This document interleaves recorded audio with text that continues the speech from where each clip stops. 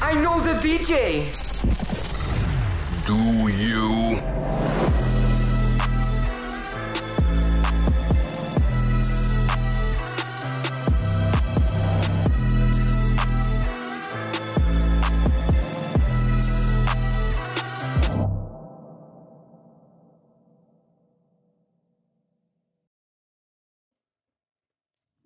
Welcome to episode 13 of But I Know the DJ, a podcast discussing all things DJing, music, nightlife, business, and pop culture through the unfiltered opinions of host Snacks, a.k.a. Kangaroo Snacks, powered by Dope Entertainment and our sponsor, Anchor.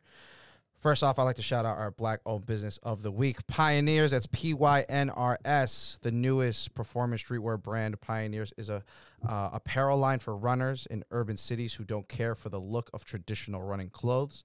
They provide fashionable and functioning high-performance products using streetwear design aesthetics. Think basically the Lululemon for the culture. This line is brand new. I literally just hold the first samples like last week in my hands. Boston born and is about to hit the streets in the craziest way. And the materials are insane. The designs are insane. The color blocking, the colorway is insane. If you're like me and are into like the fab fit, athleisure flow, Pioneer is going to be your go-to. I promise you. Follow them at PYNRS_ on Instagram as they work on rolling out globally in spring 2021.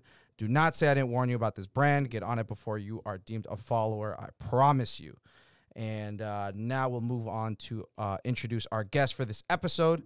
Our guest is responsible for some of the city's most infamous rap parties, including PVRPLE and Fresh Produce.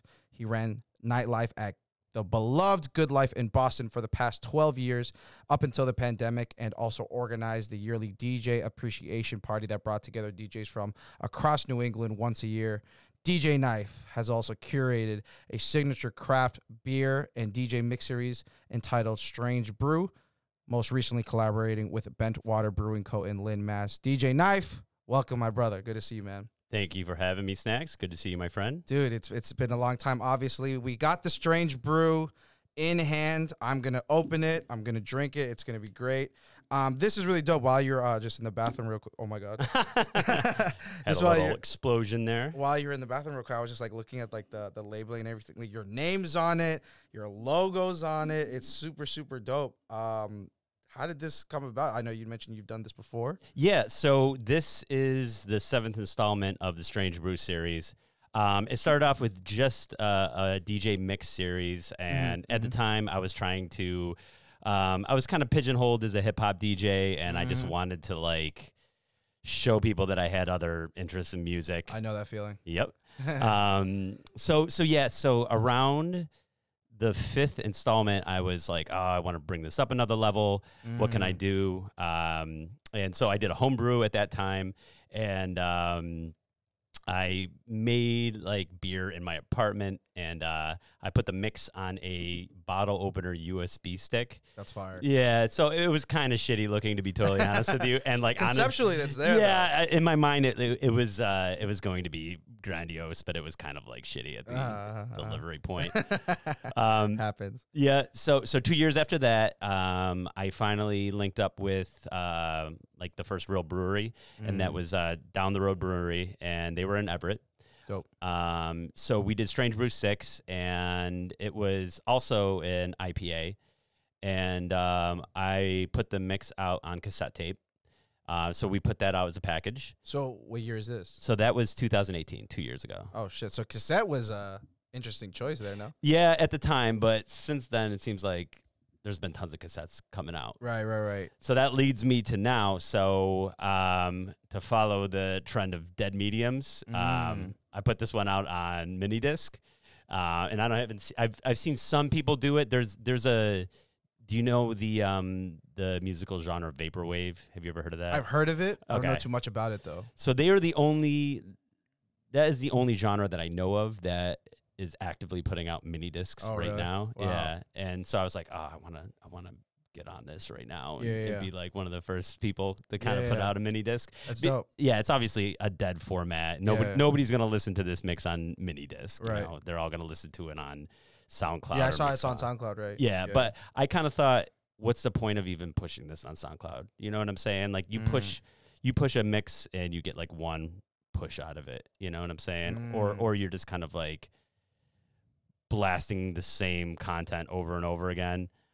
So with this, I kind of haven't been pushing the mix at all. I've just been pushing the mini disc aspect of it. And if people buy the beer, I send them, and they tag me, I just send them a mini disc of the mix. Oh, that's so. Yeah. That's so.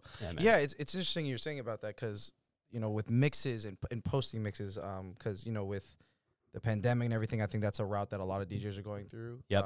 And, you know, myself included. And it's true, like, it's just like, say if it's a weekly mix, it's like, you know, here's my weekly mix. Right. As you guys, some of you expected. And I've been doing this 8 weeks in a row. You kind of know what it is at this point. And, right. And so I definitely know what you mean. And it's interesting, like, you know, if they bought the beer and it becomes more of like a souvenir, like a thing that you pair it together. It's a package deal. Yep. I think it's interesting. That's a dope approach. I mean, the dead medium, yeah, that's one thing. But yeah, like having that, like, you know, there's something to say about like, yeah, hey, like this beer that we're drinking, I also have a matching mini disc to it of music, like, you know what I mean? And like, it's cool, right? And then what's a mini disc? That's like the next question for most people. And you know, it just opens up a can of worms, right? Or a can of beer, yeah. No, it's really dope. And I'm gonna be like I'm a liquor guy. I'm Latino, you know what I mean? And this is dope. I mean, I'm drinking it. It's good. It's it's actually good. I'm not beer palate-y guy at all, but it's light. It's easy to drink. What are you tasting right now? So when you're, like I said, when you're in the bathroom, I was just like reading everything and I was like, oh shit, coffee IPA, which I've never had before. But the coffee isn't like in your face. Okay. So for one, I don't even drink coffee. Yeah. And the fact that I'm like continuing to drink, and this isn't promo. Like, you didn't tell me to say this. No, like, I did not. And I'm curious. Yeah, genuinely. no, for sure. And like I'm drinking it. I'm like, oh, the coffee isn't overwhelming. Where it's like, to a non-coffee drinker, I'm like, okay, this is like coffee. Like, okay, I don't want to drink this. You know, because I have never tasted it. I actually drink beer, which is a long story. Yeah, but I'm glad that you are enjoying it. Yeah, it's dope. 6.5% up my alley. This is good. I like this. And for the visual part of it, great can. I love the branding on. Again, seeing your logo on it is super dope. You know, me being another DJ, seeing like your logo on stuff. Yeah, it's just cool. I love the way this one looks. It's it's like a far departure from the way the last one looked, and the last one had really cool artwork too. But I kind of said that I just wanted a product. You know what I mean? Yeah, and for sure. the guys over at Bentwater Brewing and Lynn, they showed me this, and as soon as there was no what do you call it? Like revision. No revisions. As soon as I saw it, I was like, that's it. Perfect. And dope. it was ready to go. That's so awesome. Yeah. And so I know that literally, like, I think yesterday you posted it got picked up by a local liquor store, right? Yes. So I actually have a list. Is it okay if I go? Okay, yeah, please. thank you. This is definitely the place where you let it rip here. I appreciate it. So this is where you can buy Strange Brew 7 as of right now. Linway Liquors in Lynn. Boom. RMA Liquors in Amesbury. Georgetown Liquors in Georgetown, Massachusetts. Layla's Variety in Topsfield, Mass. Sonny's Mobile in Beverly. Oh, wait. Actually, that one might not be true. So I'm not sure about that. One of the Beverly ones didn't make it. Cappy's in Peabody. Cappy's is a good spot. Yeah, that's absolutely. A good place to be in. Yep. And then I think Nasty Nani's is in Saugus. That's in Saugus, yeah. Yep. My day job's in Saugus. Okay. And so it's funny because obviously, like, pandemic days, like Friday out of work, I am jolting to a liquor store to like just get my weekends started, because like I try not to drink Monday, you know, besides something like this. Yeah. Try not to drink Monday through like Sunday through Thursday. And so, but by the time it's Friday, I'm like, yeah, I need to let loose or whatever. And so I've never like spent much time in the North Shore until I got this job recently.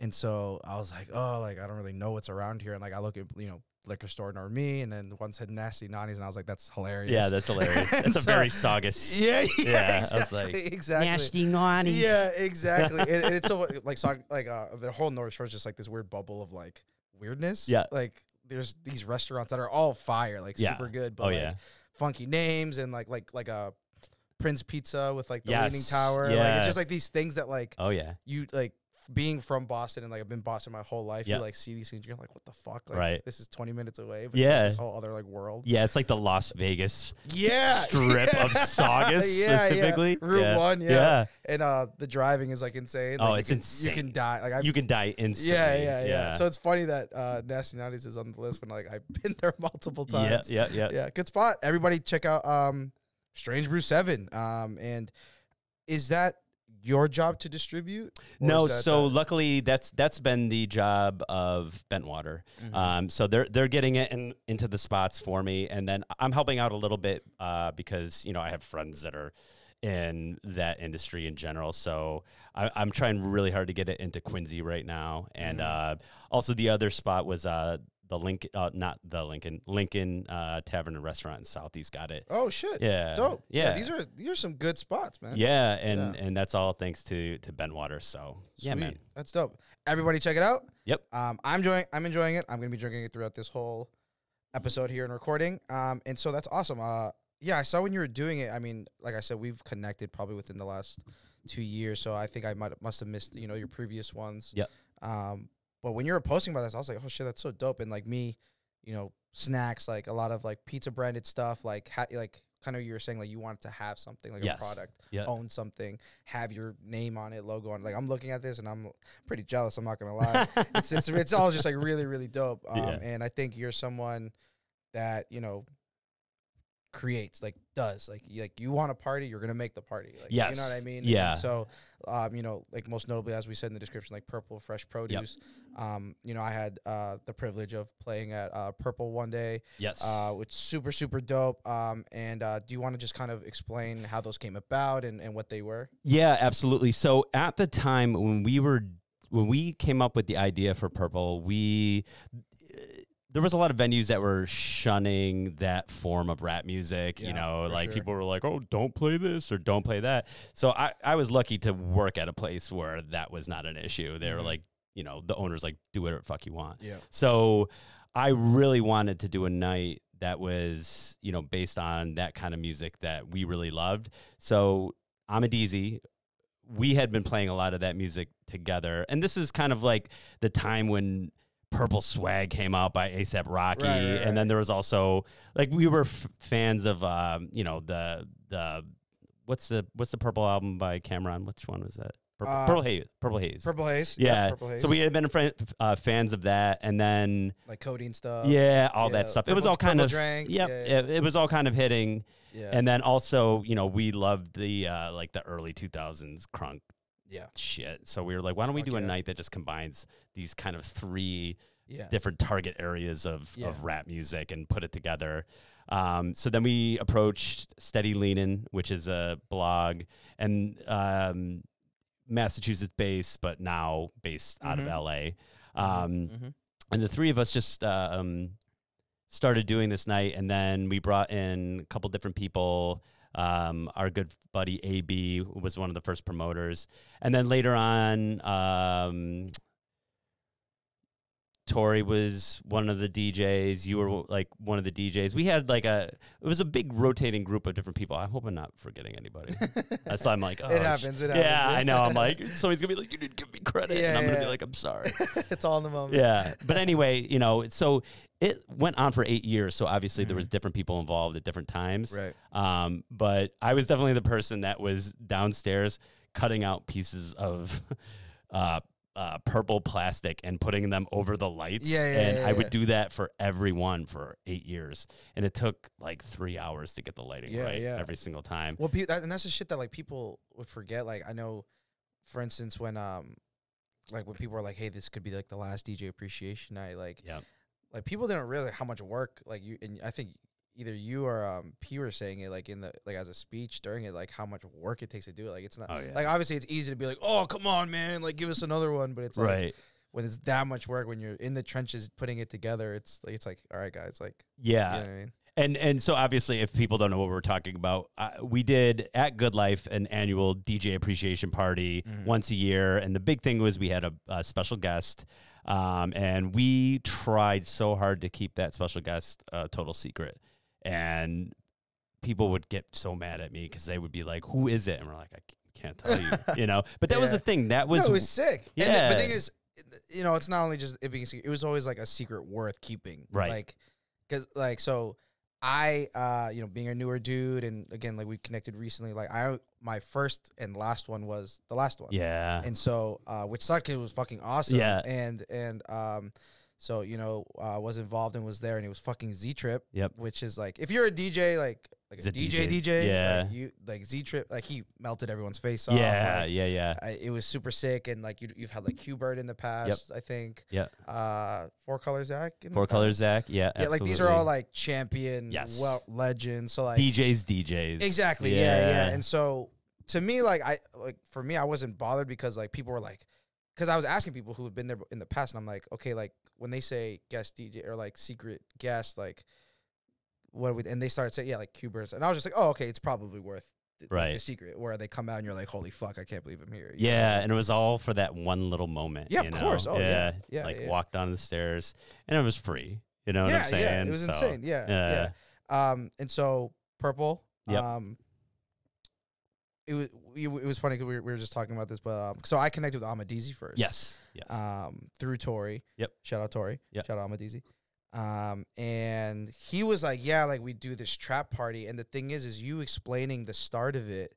You know, it was definitely, it's like hip hop being popularized music, especially in nightlife, especially in Boston. Yeah. Is crazy recent. Yeah. People don't realize that, right? Because it's such a paramount genre. It is the genre right now. Yes. But there was a time where that shit was not allowed in the clubs. Exactly. And so for me, when he was like, yeah, we throw this trap party, to me, I was like, every party I play is a trap party. He's like, no, like, and he was saying, he's like, it's like the underground and then the southern stuff. Like, it's not just, you know, like Migos for 3 hours. Right. Like, it's like you can really get deep in it. Yeah. And that's when I was like, oh shit, because he caught me at Tori's party, and obviously it was like a trap heavy party, and like I went, you know, and this thing, he was like, yo, you should play for this thing, and I was just like, cool.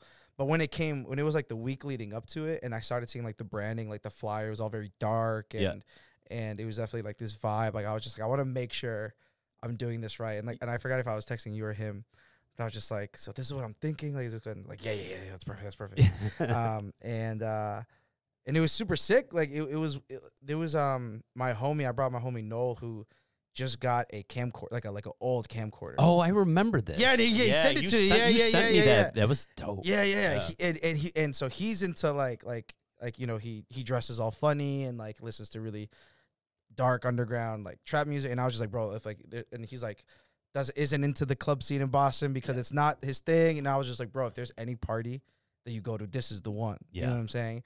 And he was like, cool, like I brought this camcorder, it's gonna be really dope. And like he was going off with the camcorder with the VCR thing. Like it was like, and we were going ham, like whatever, and mosh pits and stuff. It was just like it was just a crazy energy. That was the thing. People would and I don't think a lot of people realize this, but people would spill full drinks on each other and nobody fucking cared. And you will never see that anywhere. Because like it was always, you know, somebody gets a drink on their shoe and then they start fucking fighting. Swinging, yeah. And it ruins it for everybody. Right. It ruins it for everybody.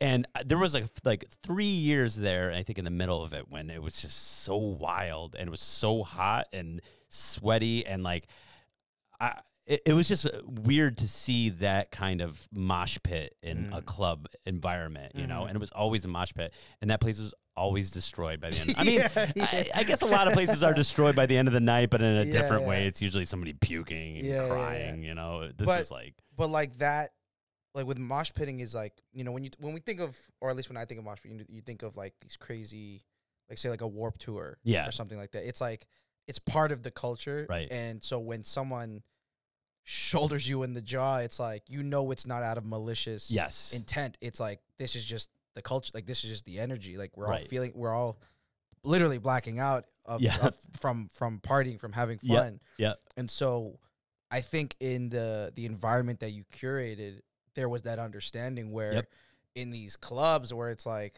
this is my best clothes. Yes. Like, everyone got to respect me. Like, whatever, that if you get an elbow to the arm, you're like, yo, what the fuck? And everyone's all intense. And then that's when people start swinging and shit. So, and that was something that, you know, again, being a little bit younger, like I was watching from the DJ booth and I'm like, see, I forgot what the fuck I played.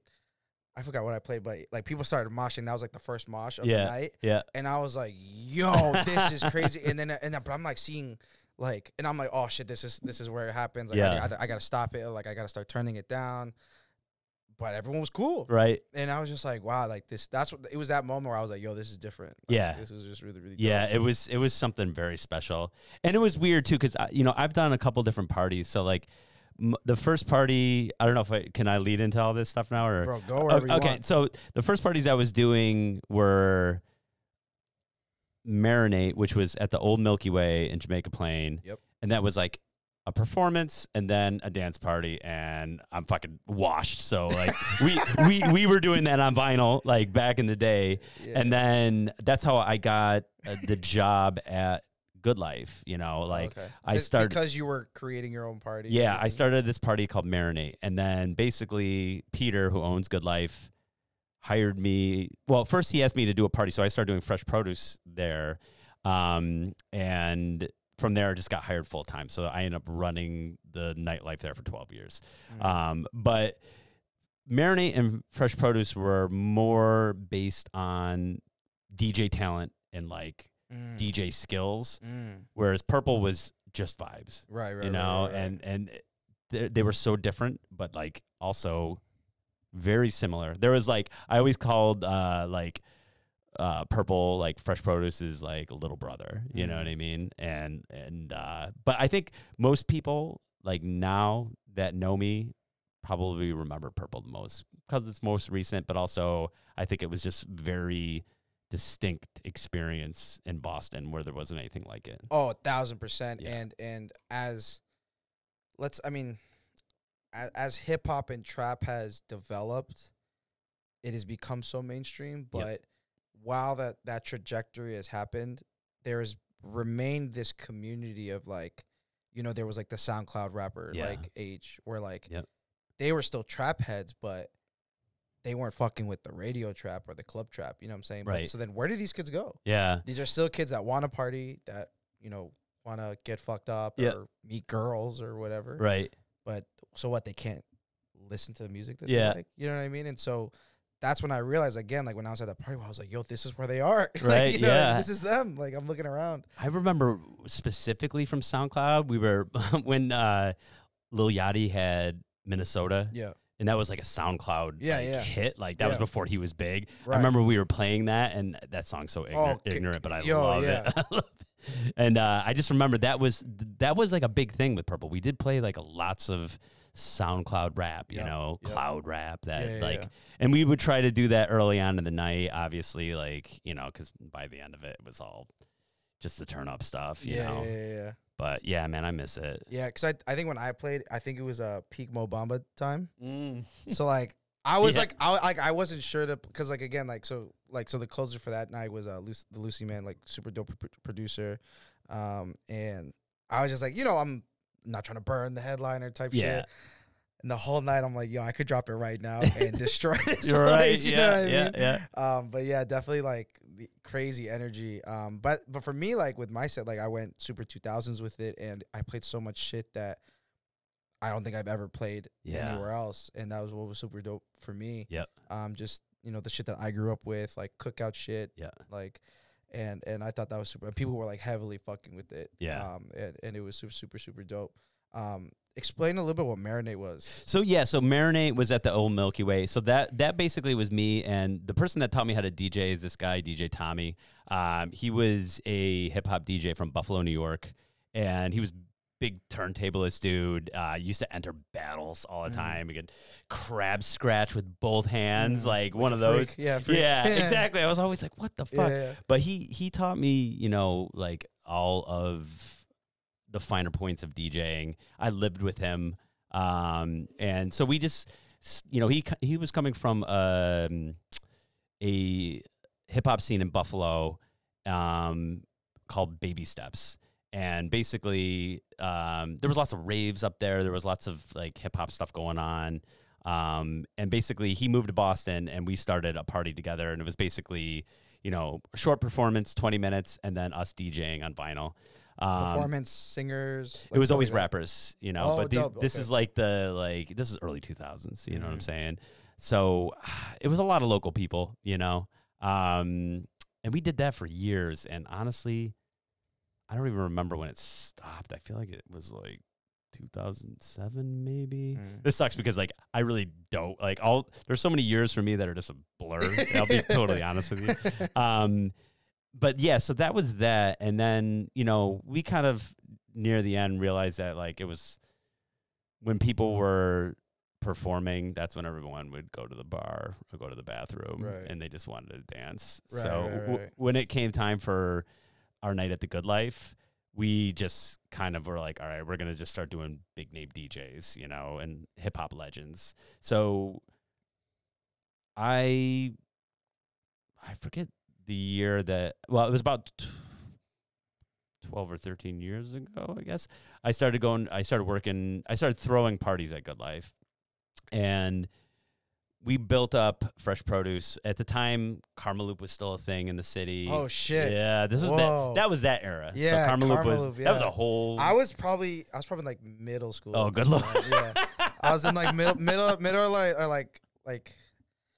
I think middle school I found Karmaloop. In 9th grade I could afford Karmaloop like stuff. 10th grade I was like fully wearing like shit from Karmaloop. Yeah, that was like a very specific time period in That's Boston. Facts. Yeah, facts. yeah. So and around that time is when underground hip hop, the store opened in Boston. So we all kind of like knew each other from the Milky Way and just being young, and that's when we all kind of went in and started doing the Fresh Produce night, and it was huge for a while. Like it was definitely, I mean, it went on, I think 11 years or something like that. Wow. And we had, you know, just really big guests. It was like Grandmaster Flash, Holy Spinderella, Holy Pete shit. Rock. Holy shit. Yeah, we had Alicia He Muhammad, Cool Herc, Africa Bambaataa. Wow. So we really like, we had a lot of ups and downs, you know what I mean, with that night, because it's really hard dealing with New York legends, New York hip hop legends, like just attitudes and like on a booking level. Yeah, you know, like some of my most. It was weird. Everybody I booked for Purple that was from the South are the nicest people. They really are. But when I had to deal with booking like hip hop legends and from like New York, yeah, East Coast it was always tough. Is it like Is it like I need a rider type thing? Was it a money thing? Riders were insane. You know, I'm trying to think of. Oh, man. Yeah, I would love an example. I know. I'm trying to. I'm trying to think of. Man, I should have written this stuff down, but like, it's all good. It was always really crazy riders, and I remember just like going to like, you know, the grocery store and getting like a real specific bottle of like soda, and then like, I don't know. I mean, some people ask for drugs and stuff like that, but this is like a long fucking time ago. Yeah. So anyway, I dealt with a lot doing that party, but it was kind of like a labor of love. You know what I mean? Right. And that's the thing, like, because Good Life isn't the big flashy, you know, like cash cow type spot. You know what I mean? Yeah. So, like, I think it's funny when if people are like, oh yeah, I need like a green room full of girls and bottles. Yeah. And when it's like even like the party that you're throwing isn't reflective of that energy anyway. That was a big one. It was like, I need the green room, and we're like, there ain't none, you know, like, and that came up all the time, and we're like, sorry, you're like, where's the stage? And we're like, there's no stage, man. It's like a little place, but usually when people would kind of walk in, sometimes they'd stink eye it, you know what I mean? And then by the end of the night, they were like, that was the best time I've ever had. And that's the thing, like, and I started realizing this more when I started throwing my own events at different spots. And it's like I mean, we're a DJ, so like we've thought this from the beginning, but it's really about the music and the energy, right? Yeah. Like you can think about it, like in high school, we were at these stupid college dorm parties and basement parties. Like we just wanted a place to party. Don't grow a couple years and get some more money and all of a sudden you're too good to have a good time. You know what I mean? And I think at the parties that I've played or the parties that I've been to, like I've been as a patron to Good Life a bunch of times as well, and like that's all you need. And there's Boston being the melting pot that it is, you have so many international students and Yep. stuff like that that they'll go to a place of good life. Oh no, this ain't it. Like whatever. But it's like no, like there's some of the best DJs here. There's some of like the Yep. coolest parties here. Like, how about you be a little bit more open minded and like just go and have fun? You know what I mean, and at the end of the day, you get to weed those people out. The people who want to be there. Yep. You know, but every city needs a good life. Every city needs a place like that. Yeah, I would always say it was the working man's club. Mm. You know what I'm saying? Like, and that's what we wanted it to be. You know, I think it's confusing when you first kind of get into nightlife. Like, you don't know what direction you are going and where things should go, you know? But I realized near the end of my experience there that, like, you know, it went in the direction it should have been. You know what I mean? It was like, it carved its own path. And, like, I mean, that's why it lasted so long. I mean, it's unheard of that a club in Boston lasts 15 fucking years, dude. Yep. You know? So, I mean, it just goes to show you we were doing something right. You know? And again, yeah, so this might be another lead in because I know me and you have obviously talked a little bit before I got in here.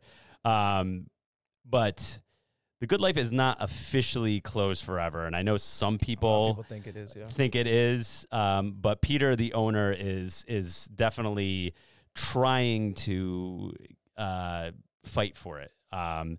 His landlord is suing him. So he's dealing with that as a small business owner during a pandemic. The landlord, insane. It's insane. But he hasn't given up, and he is going to fight to keep the Good Life. And you might see something coming from the Good Life in the near future that's asking for help, but I don't know yet. You know, it's like, all I know is that right now, it's not gone forever. He's going to try to save it. And wow. Yeah, if a perfect world occurs at some point, you'll see the Good Life again. Yeah. So we haven't given up hope. Yeah. And so just to clarify, like, he's not getting sued for being some fuck shit owner or anything like that. He is getting, dude, it's monetary, it's financial. Right. We're in a pandemic. Everybody's struggling, but the landlord is being a dick. Right. I mean, obviously, we're not able to be open. And because of that, there's no money coming in. And when there's no money, there's no way to pay. But I know for a fact that he has tried to work out a deal where if he opens back up, he can try to pay on the back end of it. Yeah. Right. So he has done everything he can, you know, and this is still happening, and it kind of sucks. And I don't know. I mean, we'll see where it goes. Again, you know, Good Life is not completely gone, and we have not given up hope. So yeah, absolutely. Yeah. And I was saying this to you before we press record, like, you know, so many people have been touched by Good Life in one way or another, either as a patron, so many DJs have walked through that door. Right. And I know, like, I experienced it within the last 2 years, and like I have some weird affinity to it. I can't imagine people have spun there 10 years ago. You know what I mean? And so I think it's one of those things where if, you know, Peter or Good Life, you know, does come, you know, knocking in the public store in terms of like, please support us, I do think they will find it. Yeah. And they will receive the love that it deserves. It sucks to hear that, like, that's the reason. Because I saw like some post or something that was like, Good Life's going under, and I just thought, you know, obviously getting eaten up by the pandemic for whatever reason, but I didn't know it was like that petty, I guess. Yeah, and it's not. I mean, I get it because obviously, you know, there's been no solution from the government, and I don't want to get on to like, oh, this is what should be happening. I mean, at the end of the day, the perfect thing that would have happened was all of these places closed down, but they are paid or their rent is frozen, and then they open back up and everything's better, but you know, it didn't work out that way. And it, you know, obviously there's a number of reasons, and I'm definitely not the most political dude, you know, when it comes to that shit. But I do know firsthand that like there's been zero help, you know. It's insane. Yeah.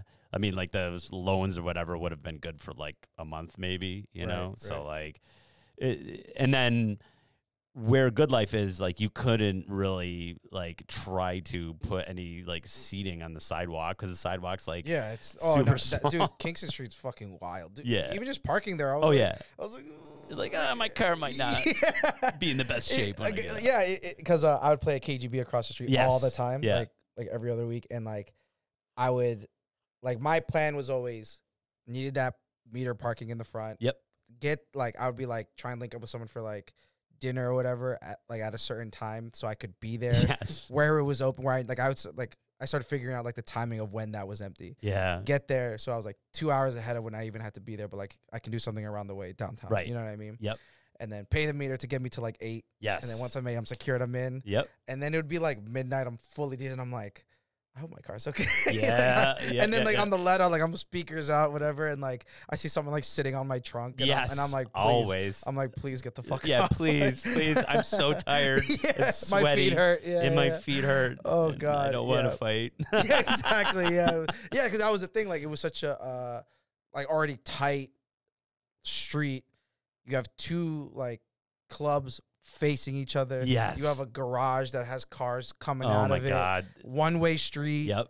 And like there were points where I was just like, this is just what, like it was just the 2 clubs letting out Yep. at the same exact At the time. same It's like, time. We tried to start staggering that near the end because Yeah. it was so fucking wild. Like Yeah. people standing on their fucking cars. dude, and- like in the summer, dude. Yeah. The summer Oh was my wild. God. Yeah, I And- mean, it's just that ignorant summer yeah, in the that- city type shit. But we once we kind of learned, we were like, okay, if we started talking to the people across the street because we were like, okay, when are you letting the people out? Because Right. we got to get the people out Right. 15 minutes before Right. to try to like you know just spread it mitigate. out. Yeah, I mean, Good Life was always good about that though. Like we definitely tried really hard to like show people a good time, but at the same time, like just get that street clear afterwards as and fast like as possible. Because you the last know. thing, like anyone, like you know, I'm sure you have more than I have, but like just seeing some venues or parties just having to end because there's one bonehead that fucks everything up. And not that that still didn't happen, but like definitely with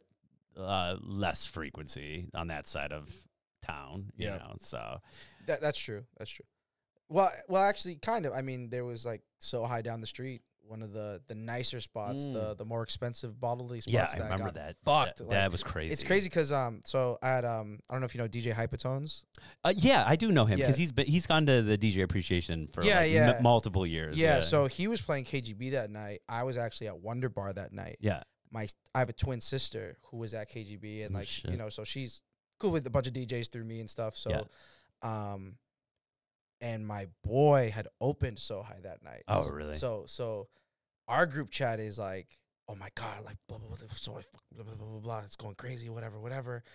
And like obviously like on Twitter, Facebook, rumors are just yes, exploding. I remember. And I'm like, yo, like, because I think my sister was like just trying to figure out where to go that night. I don't know where she ended up. She Yeah. could have been there. So I'm obviously like, yo, where the fuck are you? Blah, Yeah. blah, blah. She's like, no, I'm cool. I'm with Hypatones right now. Like he knows I'm your sister. Obviously, he's like trying to like I'm literally just sitting in his car with my friend. Like we're just Oh you know, my God. shout out Hypatones. He kept her safe, mate. Like Yeah.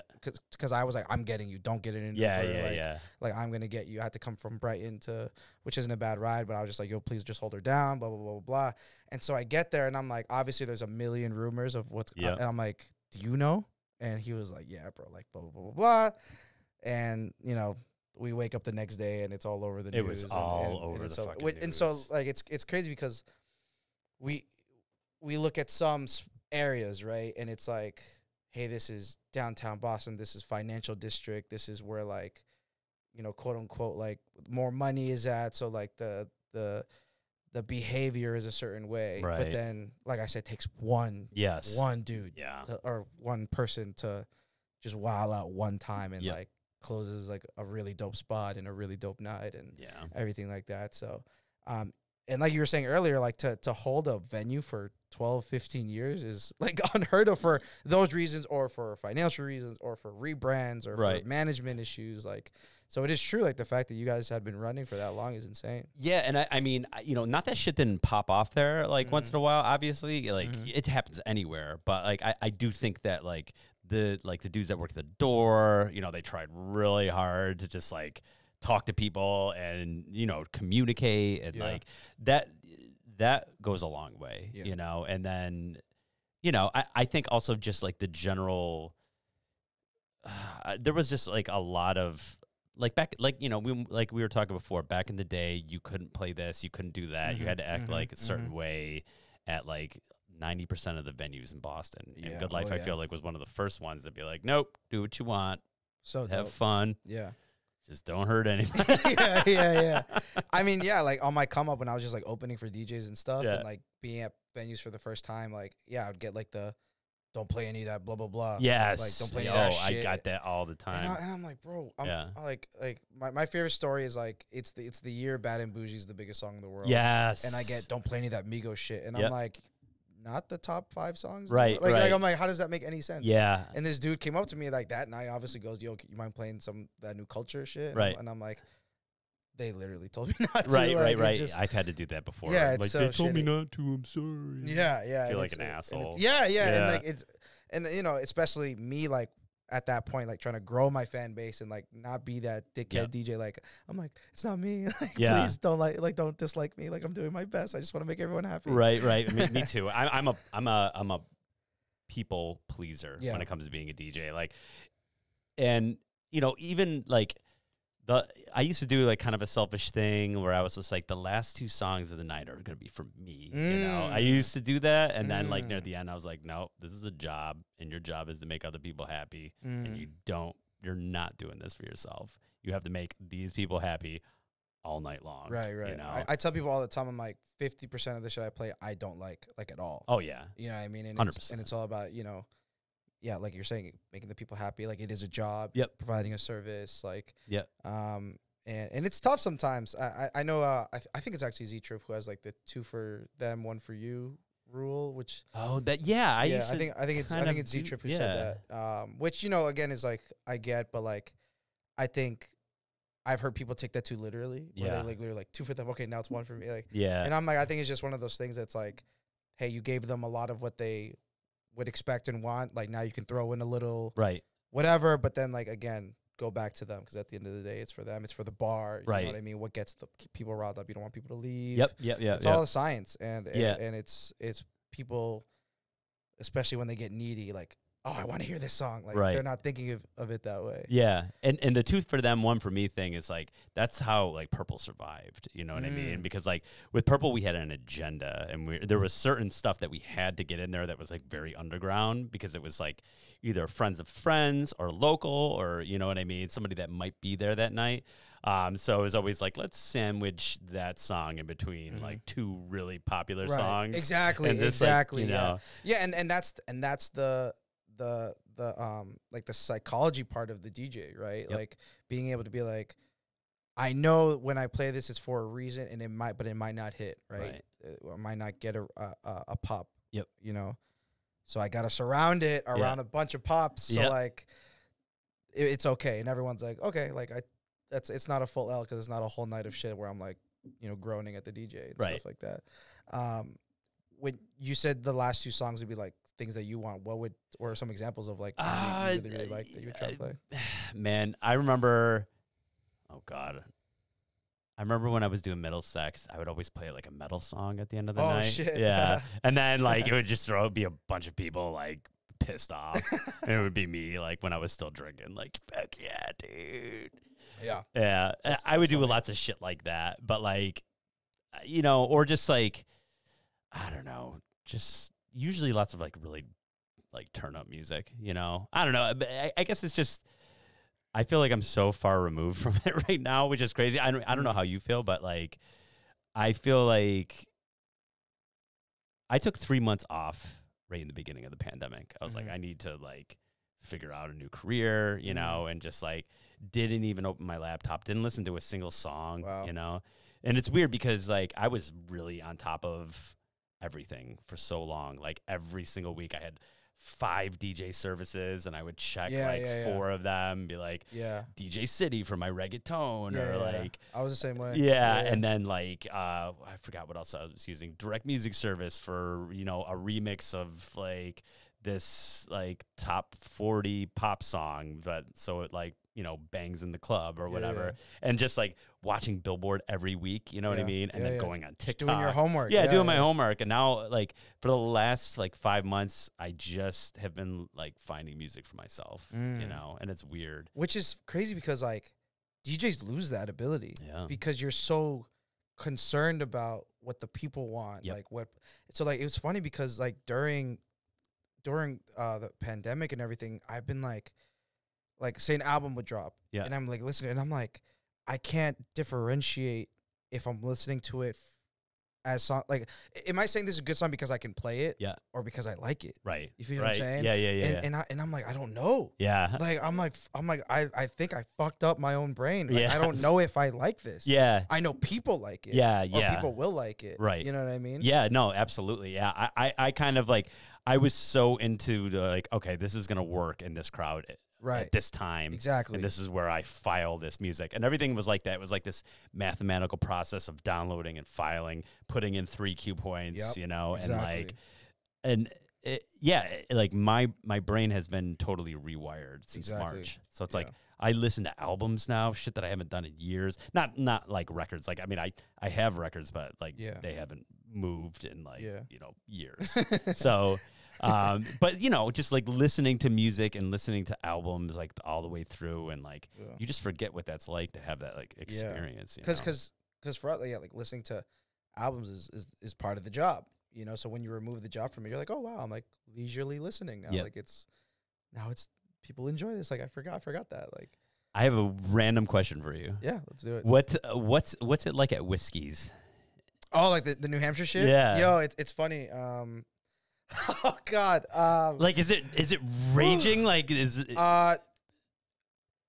No. So it's it's impossible. I think it's impossible to recreate like peak, like downtown Boston club right now. Right.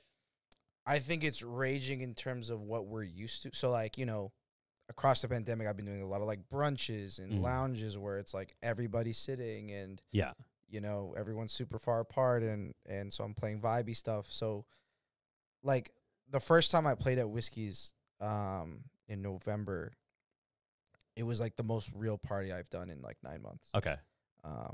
And like they have this like, I don't know how to, it's like a ramp with like pillars on one side that like divides like, it's hard. So it's like bar, dance floor, pillar ramp thing, bar behind it. Okay. So a little space. Yeah. And like girls were standing on it and like twerking and stuff. Like, and I was just like, oh shit. Like, like, you know, I like I said, this is the closest, like, this is the most party I've had. Right. It wasn't wall to wall packed. Okay. You know what I mean? Cause I just think numbers wise, it's just, you know, there's still more people that would rather not do that than would. Yeah. But yeah, there were moments where I was like, oh shit. Like just because I wasn't used to it, right? You know That's what I mean? I'm saying. Yeah, like I was there like the amount of times I was like, holy fuck, like, and it's one of those things where like I was reading where like people are like, imagine like putting your fingers in a bowling ball right now. you would think twice because like, you know what I mean? It's one of those things that like, you know, like even when you like see 2 people hug, you're like, yeah, you know. So like I was.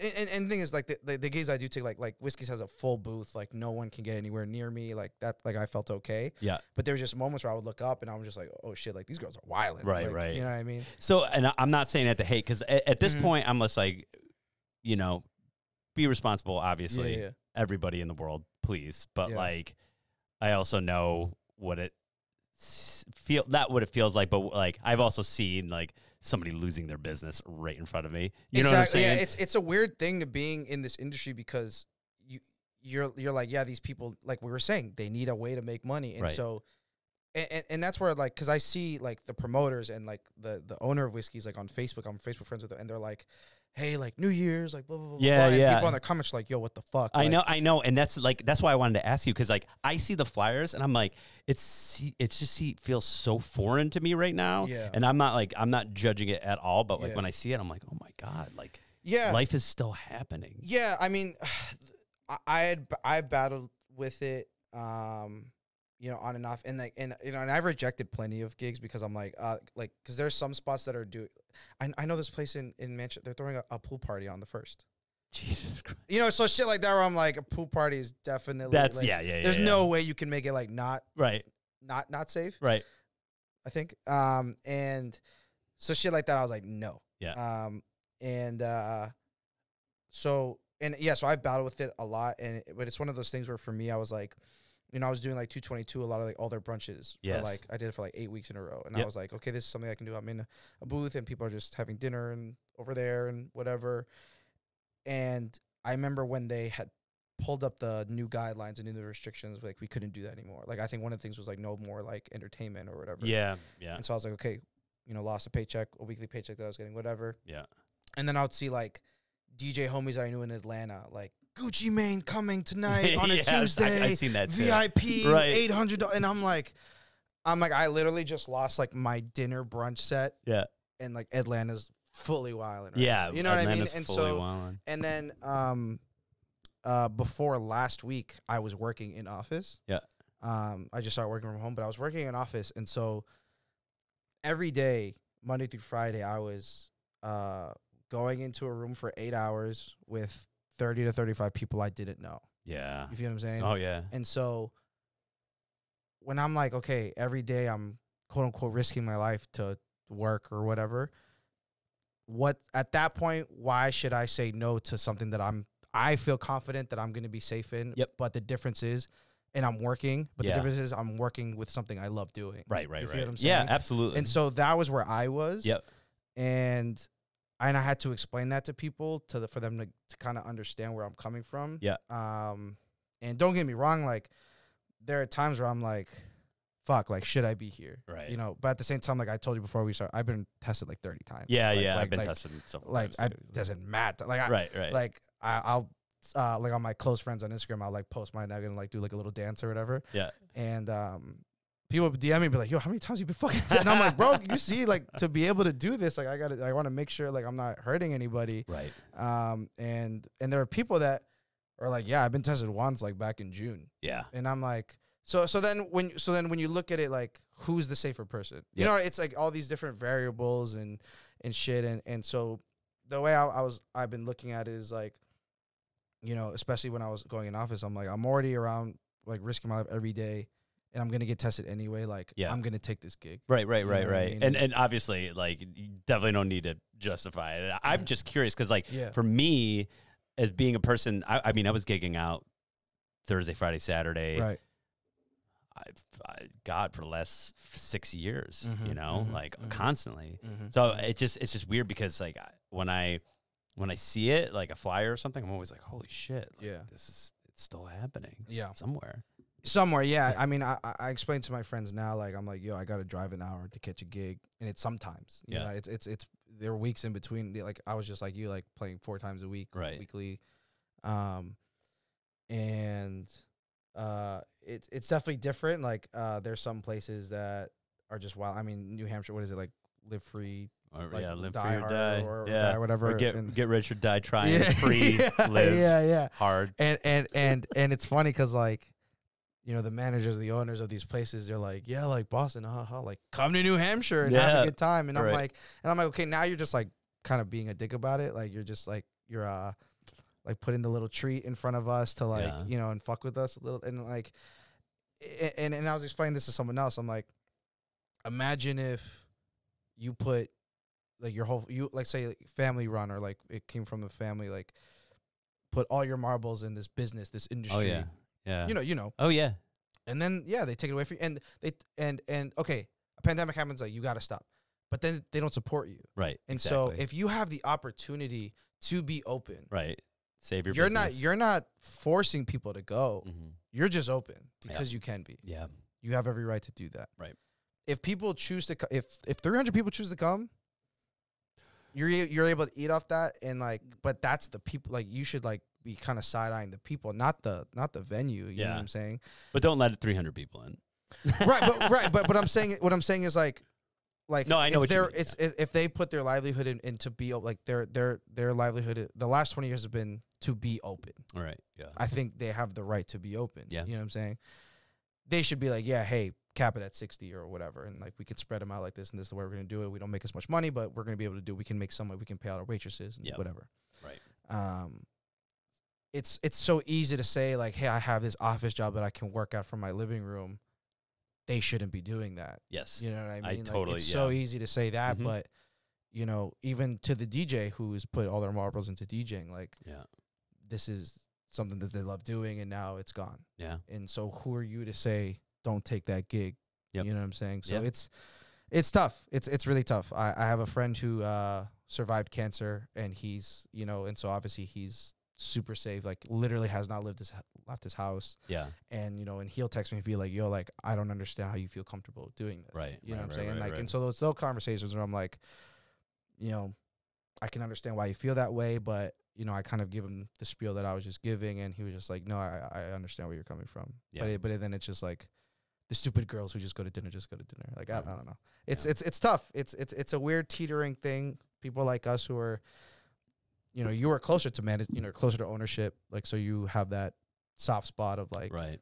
I get it. You Yeah. know, you want to be open more than anything, Yeah. but you also don't want to like exacerbate something like a Right. pandemic. Right. It's Yeah. tough. It's just really tough. And there's so many arguments on both sides of it, you Yeah. know, and it's just like, yeah, it's just weird, you know, and it's just weird for me because then, you know, there's been just times where I'm like, I guess like in the beginning of the pandemic, I was like, I guess I'm not a DJ anymore. And then with all this stuff, I was like, oh wait, no, I guess I still am, you know, like, so it's just changed so much for me. And, but yeah, man, I mean, like, you know, no shade to anybody that's trying to save their business as long as they're being responsible. I mean, I obviously. think, don't get me wrong, I think there's people who've gotten a bite again and then like are overdoing it. Like I said, like this Yeah. pool party doesn't need to happen. No, You know that's what I'm that's saying? that's a And, little like, too crazy. And I know some dudes that I had played an event a couple months ago, and they're like, yo, like, if you want to stay, you know, you're the DJ, like, if you want to stay, like, we got like some strippers in the back. Yeah. Like, you know, we're doing like after hours shit. And Yeah.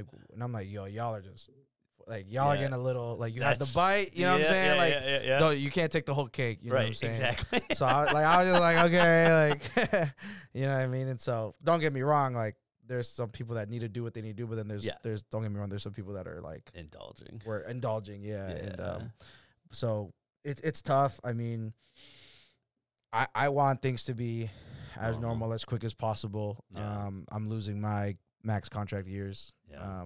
You know, I just turned 26. Like, Yeah. I don't want to be doing this right now. Right, You know? right.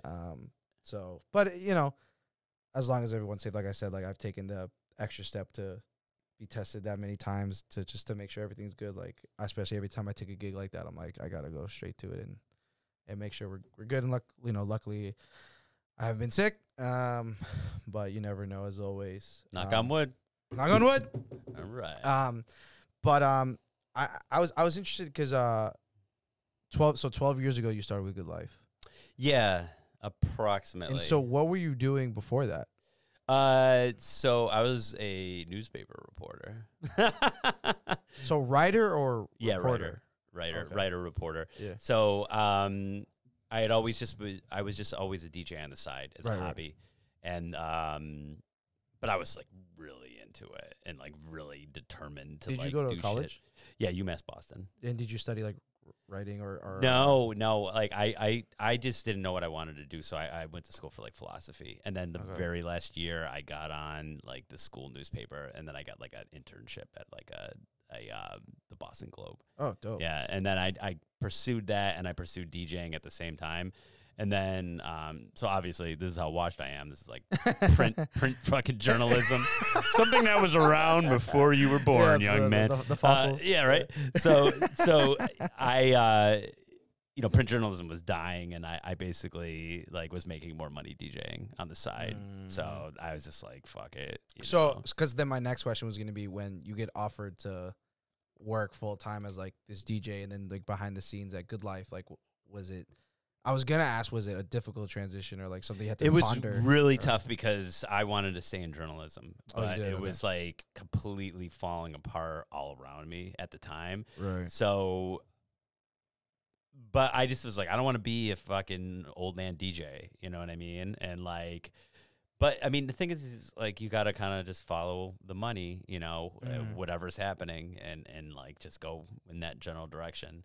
And that's what I did, and like, I had been working so hard on the side DJing anyway that like, Peter kind of offered the job to me, you know, because he just saw, like, I did Fresh Produce, I think, for like 2 years at Good Life, and we had like 5,000 paper flyers, and we would hand out all 5,000 of them, like, legit. This is like, you know, early on Boston. So like we were pushing. I mean, there's no Instagram and right, Facebook events. Exactly. Like we were pushing this shit fucking hard. Like we were like out on the streets, like come to this shit. And then that's how I just ended up working full time. And yeah, I mean, now I don't regret it. You know what I'm saying? Because like, you know, I'm working in a different field now, and it's all good. You know what I'm saying? But for the longest time, I was just like, oh, am I doing the right thing here? Like, you know, like, is this what I want to be doing? And, you know, I kind of realize now, like, those are the best years, and I had the most fun. And, like, whatever happens from here on out, it's just kind of like, you just got to adapt, you know?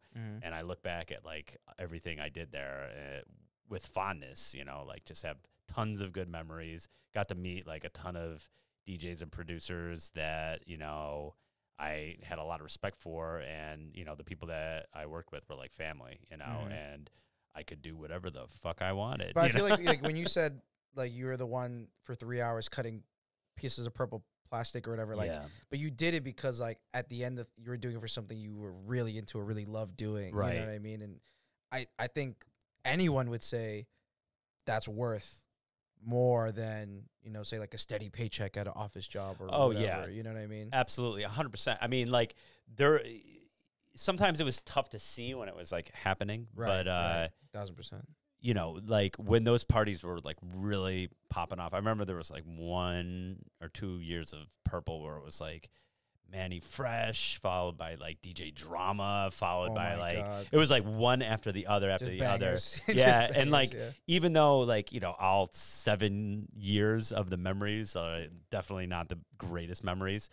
Like when I think back on it, I think back on like those parts of it that were incredible, you know, like, and I remember, I'll never forget the night that Manny Fresh was there. That was the most packed I had ever seen it down there for Purple, and I had to leave. I was like, I can't handle this. It was just, it was too hot. There's too many people, and people were going so wild, and I was just like, I just remember my heart was palpitating. I was like, this is great. Like, I've been here since like 11 a.m. cutting out like purple squares, and now there's like, you know, 150 people like going crazy over whatever. What was the big Manny Fresh song? Oh, Big Timers.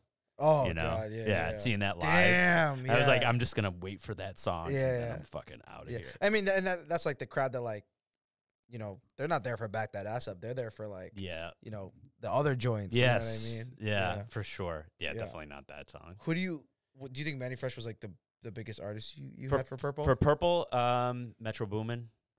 And Manny Fresh were probably tied. But Metro Boom, it was funny. New school, like new wave. Yeah, so this is, you know, me being washed again. I remember Jeremy from Steady Leanin' was like, this is gonna be the biggest Purple of all time. And I was like, all right, easy, young man. Like, I think old Knife knows a thing or two about like what's gonna bring the kids out. And like there was literally kids hanging from the pipes off, like it was fucking nuts. It was really, really crazy. That was one of the craziest Purples ever by far. I can only imagine. I think he was like 19. Yeah. I think I scared the shit out of him too. Like I like said some shit to him when I was drunk. I was like, you gotta come outside and give me a drop for my mixtape or something like that. And then like 2 years later, he was like the biggest. Oh yeah. Well, I was gonna ask, like, was he someone that like needed a ride, or like was he big headed? Or no, because it was still really early on in his career, you know. So his rider was like nothing, and he was the nicest dude, you know. Yeah. I don't know what he would be like now. Obviously. Yeah. You know what I'm saying? Super popping now. Yeah. Exactly. So. Yeah. I know. You had like DJ Paul and Paul Wall as well. Right? Yeah, so DJ Paul was super cool. Paul Wall was super cool too. I just remember DJ Paul, I picked him up in my car, and oh, no way. Yeah, he got in my car, and he's like, what's your favorite position? And I was just like, oh, wait a minute. I was like, No, he was like, "What's your position?" And I was just like, "Oh, you know, I work. I'm the promoter, and I'm like the resident DJ." He's like, "Nah, man, what's your favorite sexual position?" And I was like, "What?" And it was like him and like four people in my little fucking like Honda car, and like I was just like, "I don't know, man." Like, like you're like the one white guy. Like, yeah, the one. Yeah, exactly. And then like his rider was crazy. I'm sure it was. It was like 60 bandanas or something like that, and I got all 60 bandanas. I don't even like a specific color or like I think just they bandanas. were black bandanas. I think. That's so. Yeah, it was weird, but I bought everything. Dude. It was New Year's Eve, and I remember that. Oh shit! And he came down the stairs, and he was dressed in like a Phantom of the Opera like costume, and he stopped at the bar. He got like 4 drinks, and then he just like we had like a makeshift stage, and then he just like performed right in front of everybody. It was really weird. Wait, so he performed? He didn't DJ? No. Oh. But we hired him to DJ. Yeah, that's all. Oh shit! That's he not the is a first DJ. time. Like, yeah. He's a. I mean, don't get me wrong. He's like. I think maybe he played a couple joints, but like he was like he would run back there and then run back out, and it was more. I mean, like he's definitely a like showman. Yeah, he was great. Yeah, it's funny because like because I'm not that old, but I know 3 6 Mafia pretty well, and like and the thing is. I feel like a lot of people know them from like Papa My Collar, Stay Fly, but before that, they were like just these insane dudes, like crazy mosh pit. Tear the club up thugs wasn't. Yeah, it was something. Fuck, let me. Yeah, I don't want to be wrong on the fucking show. No, yeah. They had like crazy like mosh records from in like the South that were like which got them popping or whatever, and then they started doing like the more mainstream stuff after that. Trying to find it because I know what you're talking about. Yeah, that was like I think some of my first exposure to like the shit that we were playing, like before even Purple was like even. Damn, there's like too many songs that they're referencing. I don't know like which one's which. We'll figure it out. Tear the club up, yeah. Tear the club up 97, yeah. Jesus Christ. 1997, yeah. That's what I'm saying, like, because they're, like, I think 3 6 Mafia, like, many people know them. That was, like, 2004, 2005, 2006. Yeah. Like, they had this whole, like, old wave that, like, no, like, I guess people my age don't really know about. Right, yeah. And so, like, I guess when you have DJ Paul, like, he's going to do those records. Yeah, he did a lot of shit. You know, he definitely didn't just do the hits, you know. Exactly. He went deep into the bag a little bit. Yeah. That's fire. And then and Paul Wall just performed a couple songs? Yeah, and then Paul Wall just did like I think 10 songs or something like that. Damn, that's fire. Yeah, that was dope. That was cool. You know, that was like right near the end of Purple. We were like we were gonna go on break for like a short period of time, and then it was just like you know, pandemic hit. And we were like, all right, well now it's now it's done official. For real. You know, but would just fine because I don't know, like he was a good dude to go out on. You know what I'm saying? Like I love Paul Wall. Yeah, no, he's one of those dudes that like you can't if you like hip hop, like you can't like hate on Paul. No, Wall. not at all. Like he's just like always been a good energy and like all of his features are insane. Yeah, like, and super like good. he just seems like a good dude, and it comes across in his music. You know, so. And so your position at Good Light, it was music director? Or? So I guess like technically it was booking, promotions, and I don't know. Do I have my card? Booking, promotions, and public relations. That was what my business card said. And then it kind of became like also like the social. Well, it became like social media. Like that became the like promotions by the end of it. But I did all the booking. I cut all the checks. I like ran the calendar and like tried to like get every single DJ onto the calendar at some point, and just did this like heavy balancing act of like egos and you know like that kind of shit. So it's like, oh, I know this person wants to be on a Saturday because if he doesn't have people in front of them on a Friday, he's going to be pissed off. So he goes here and this person goes there. And then it was also kind of like based off of like whatever nights were like, you know, bringing in the most money, that kind of shit. So it was a delicate like balancing act that like we had to do every month, but also like we tried really hard to get everybody in there at least once, and if not, like get them into the like DJ appreciation night at the very least. You know, we tried to like touch every single DJ in New England in some way, you know. And I can honestly say that I think, did a pretty good job of it. You know? Yeah. So. Yeah. I remember. So we would. I mean, when it's your night, like a DJ appreciation night, everyone's trying to talk to you. I'm assuming. Yeah, that night especially. Not so much Purple. You know, Purple was like it was like not like that, because Purple was like bigger than us. Purple had its like own identity, and people had their own relationship to it.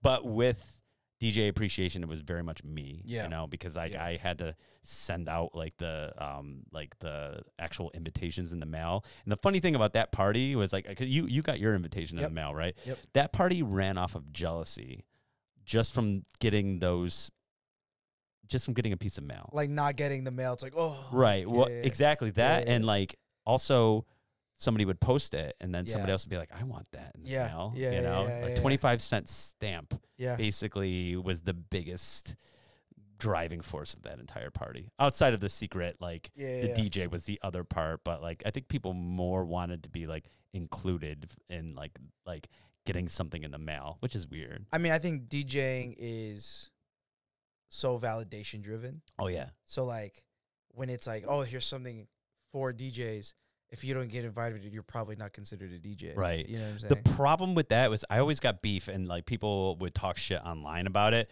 but it was only because the way you can't invite a DJ.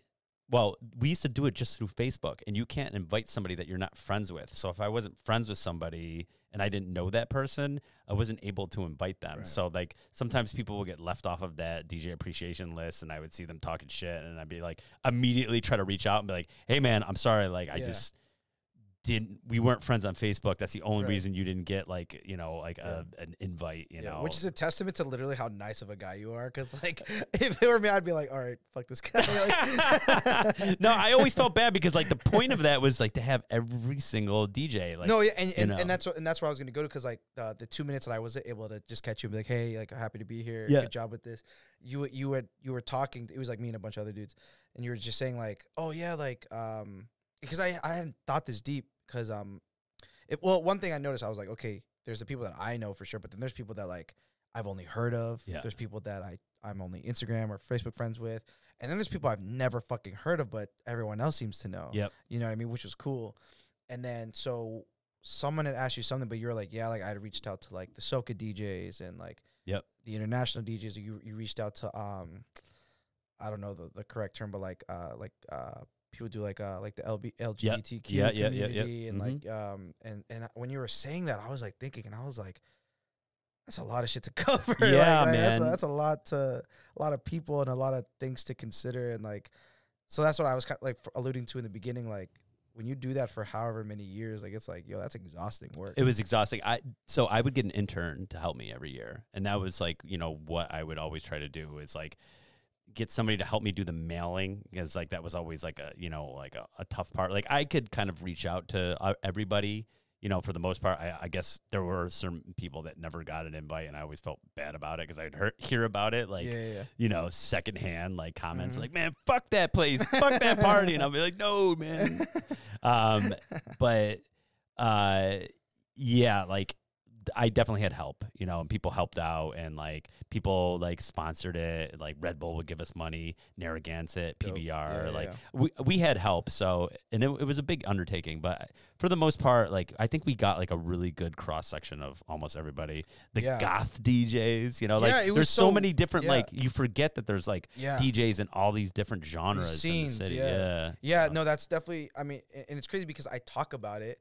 You know, I'll be like, you know, there's the wedding DJ scene, and there's the club and the indie and everything like that. Like, you know, especially like, for example, DJs like, oh yeah, like I played everywhere, and I'm like, yo, but there's this like Club Cafe, I think it's called, where it's like the gay scene. It's like, have you ever tapped into Dude, I never got to play there. Yeah, but because I mean, which they should, but like, you know, they hire gay DJs. Yeah, you know what I'm saying, and like that's their scene, right? You know what I mean? So it's one of those things that like there's these little nooks and crannies that like you just like don't think about or forget. Yeah. And then like you're in this room with them, and you're like, oh shit, like you probably, and the thing is you probably get fucking busy. Like you're probably nasty. Oh yeah, too. Like, absolutely. But it's just like some of these scenes don't cross. Yeah, you know? they never. Yeah, that was the beautiful thing about that party. When it worked. It was. You know? I was connecting with just so many people that like like I said, either heard of or just like would never ever able to meet otherwise, and then found out like later, like when I like looked into them, and I was like, yo, they're actually like dope as fuck. Yep. And so, like I said, I was, lucky but unlucky that was like my first and last one. Yeah. But, like that was something that was really dope. And I think a lot. I mean, I'm sure you got this every year, but like really dope that you were the one to put that together. Yeah. Thank you. And also the interns were like huge because like oh my God. Shout out to Megan Lord, who went on to throw a party called Shake at Good Life, which was a cool little underground dance party. Dope. But she was the first person that was able to organize like what I was trying to do and created like a template for all the other years. She was like, here's how you do a mail merger for all of the DJs from this Excel spreadsheet. This is like shit that I should know, but I'm fucking washed and I don't know how to do any of that shit. So like basically like the one girl that was like one of the original interns like really helped organize the process of DJ appreciation, and then that like lasted for like the next 5 years, and like whoever else came in to like help, like we had literally had this like instruction sheet that she wrote out. She was like, here's what you do with the names, here's how you get them onto the labels, here's how they're gonna go out the door. Like, and I was like, oh, thank God that you did this, because that's key, man. Yeah, man. Yeah. Somebody to help you organize your messed up brain. So no, that shit was super dope. No, it was awesome. I can't even like describe it. It was like networking, but everyone's DJ minded, so like everyone nerds out. Yep. Like when Z Trip went on, like my just jaw was to the floor, and like eyes were glued to him, and like it was just one of those things where like I'm in a room with like minded people that are all like nerding out over this shit. You know what I mean? And it's just like, yeah, we're constantly at parties with other people that like parties, but like, you know how it is, like if you do a cool transition, like you're like, yeah, and like no one reacts, you know what I mean? But like if, when you're watching someone who's super talented and like everyone's just like, oh, like, because everyone gets it, everyone's like-minded, like, it was just one of those, it's definitely like a highlight of my year.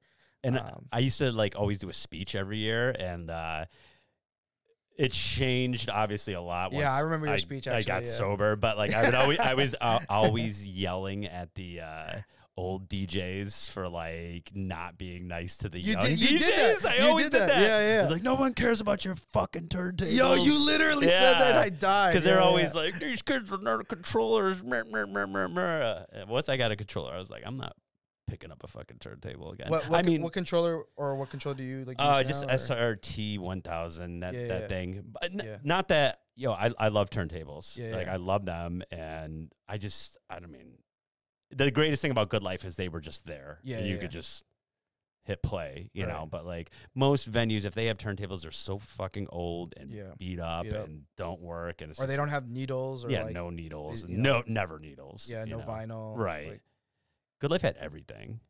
That was like, but it was like, it was such a DJ's club, you know what I mean? So, and that's how you knew, like, there's some places where they're like, like no booth monitor, no booth like, monitor. They're like that mixer might work, and there's some maybe RCAs somewhere, and I'm like, sick. Dude, fuck that. I mean, we've all had to deal with it a lot, you know. And I've been so used to like playing in rooms where the sound is just complete shit. And the sound was pretty good. I mean, the sound deteriorated a little bit over time at Good Life. That was another thing that really sucked, is even like in the beginning of the pandemic, like, because we didn't think the pandemic was going to last this long, obviously, like we put in all new speakers. Oh, like, really? It was like, it was going to, like, we tested it out. Shout out to Stevie B and DJ Joshua Carl. They like redid like the sound in there, and we were gonna like announce it to everybody, like, and it sounded fucking incredible.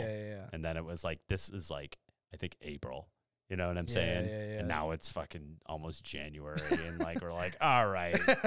And that was the thing, is like we really, didn't want people to think that it was gone forever, because like we had these like grandiose plans of getting the shit back open. Right. So we'll see. Like better. And even better. Yeah. So we'll see what happens, man. But the future is yet to be told. It's that the whole conversation about like controllers and hardware and all that stuff, it's such an interesting one. And I don't know how prevalent of a conversation is in other like cities and industries and stuff, but I know in Boston it's pretty rough.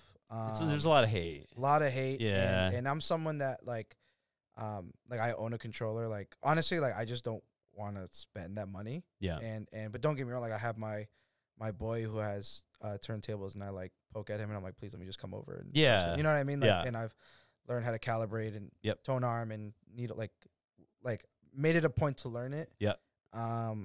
But yeah, I get it. Like literally, I posted some transition or something, and someone DM me was like, but you can't do it on turntables. And I'm like, how do you know? And they're like, you've never posted. I'm like, because I don't own them.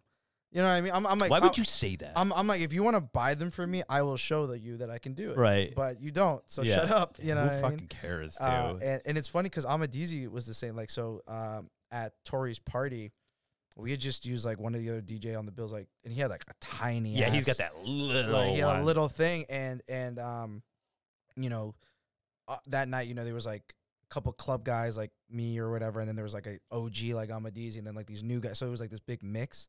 So Tori was like, I don't know if like y'all are comfortable, if y'all want to like unplug and plug hardware, and I was just like, no, like if one's there, like Yeah, fuck there's it. no point in like doing it. And Amadizi was like one who was like, no, it doesn't matter. Like, Yeah. like he was like, I don't care how small it is, like I'm DJing on it. And, I was Yeah. like, and that was the first time I met him. So I was like, Yeah. oh, look at like OG, like, Right. you know what I mean? Yeah. So I was like, oh, I respect that.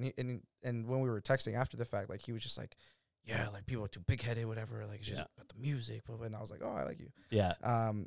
It's funny. I got it. I've still never met him.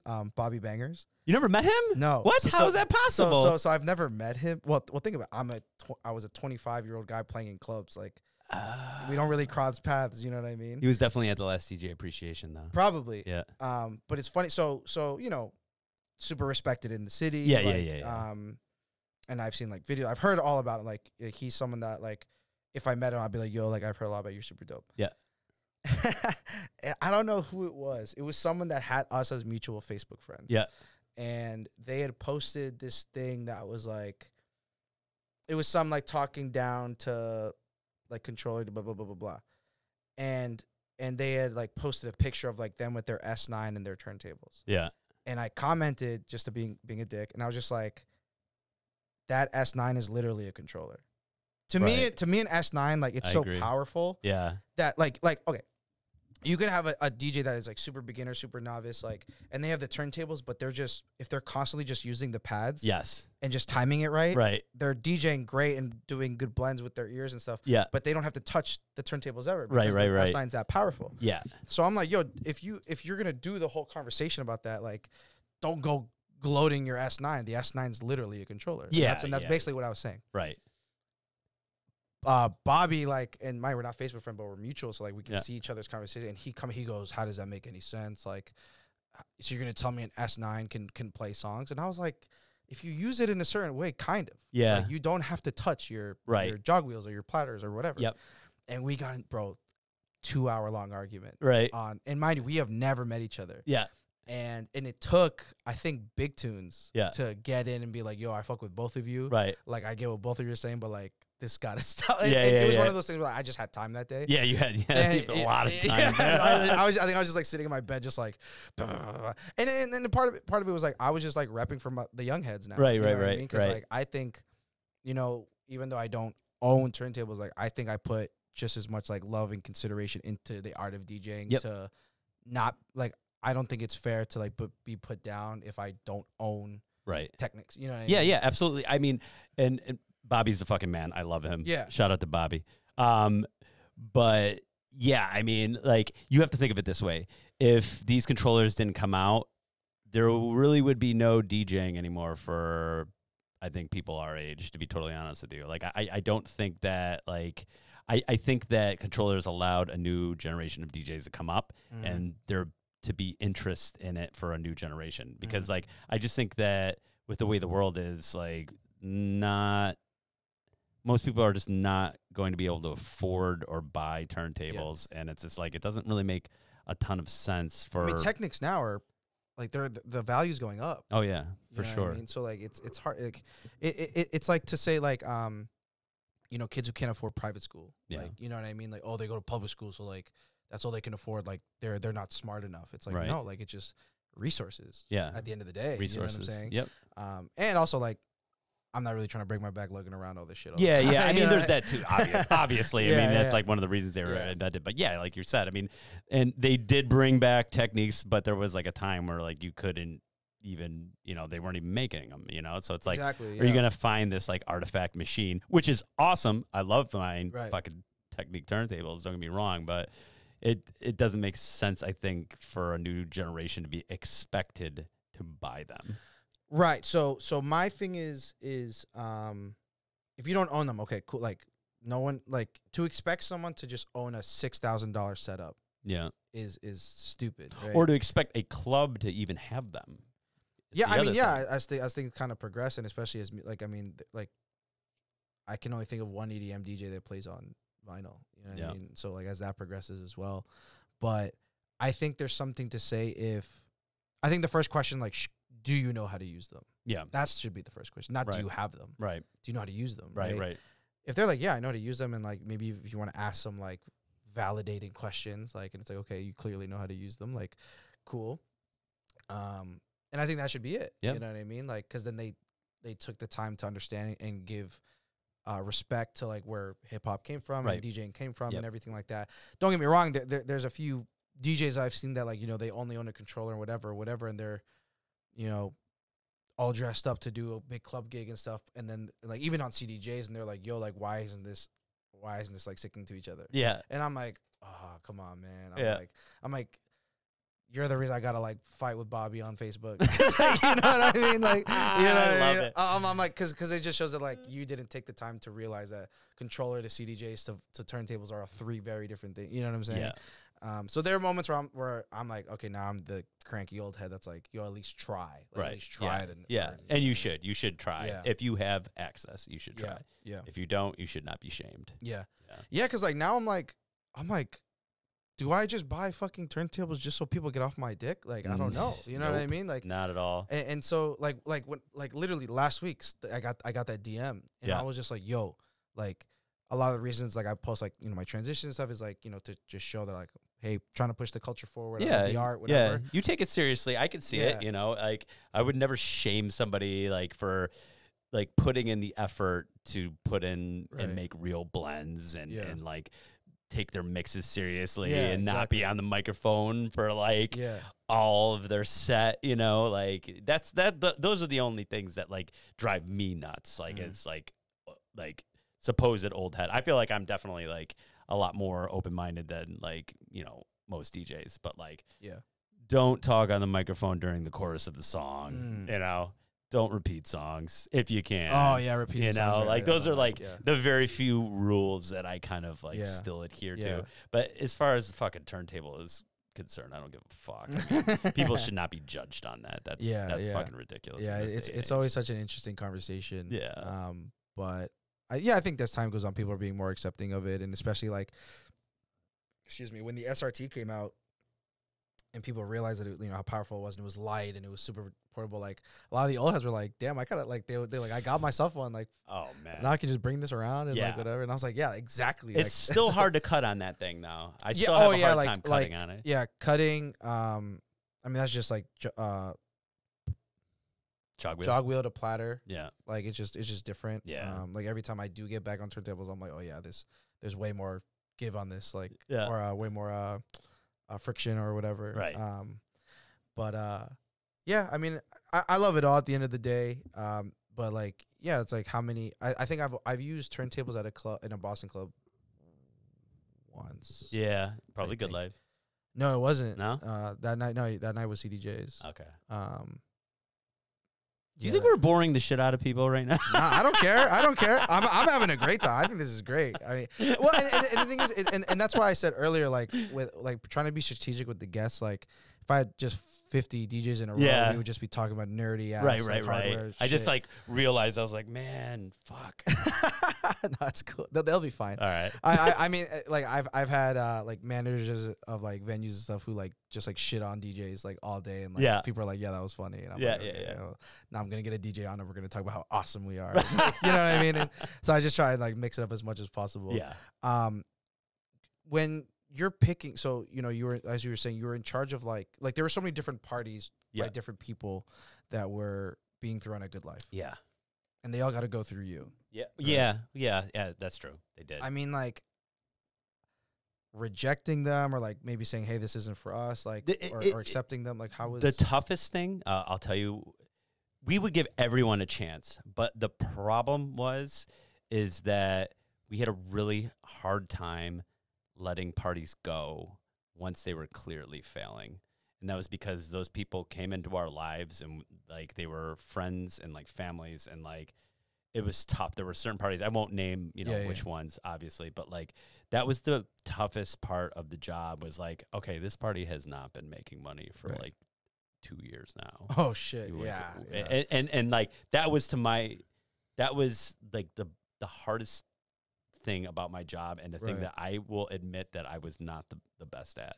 As far as, like, anybody coming in, like, 9 times out of 10, we would figure out a way to, like, get everybody in. Because there's only so many nights. Yeah, that's the thing is, like, usually it was, like, we start you out on a Thursday, then you graduate to a Friday, and then when you get old, we put you on a Saturday. You know what I mean? Because, like, you don't have to do a lot of work. It's almost like the nursing home Saturday, like, kind of, like, mentality. Because that's the thing is, it's like, we knew people were coming out because it's Saturday night. Yeah. If you can get people out on a Thursday, that means you've got some fucking shit going on. Right. So it was never hard to, like, we almost let everybody in, you know what I mean? But letting people go, that was the toughest part, and, like, it was not easy, and sometimes things just dwindled way too fucking long. I mean, you having such, like, interesting concepts with your own parties, was there ever concepts where you're just like, whoa, like, that won't work, or, like, whoa, like, I don't think this is the place for it? Like, did you ever run into things like that? As Good Life aged,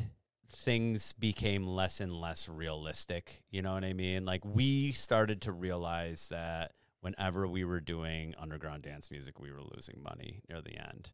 So the last couple years, like, we kept whittling it down because it was getting tougher to pay the bills, you know, and, like, you know, a lot of the underground dance nights, people would come in and just do drugs and drink water, and we would make absolutely no money. So it was tough, man, because, like, we always wanted to be this place where we had all these different genres of music being played and being known as that place, but as years went on, it was harder and harder to, like, uphold that, you know? And then we realized, like, okay, the margins are so fucking thin, you know, and, like, we're just doing this party so we can still be the cool hip venue that doesn't have, you know, trap reggaeton and Afrobeat every fucking night, you know, like, we still have this one night, you know, we're different, you know, but on that night, you know, we would end up losing money, and that was, like, that was the toughest thing, and you know, it was a lot of, like,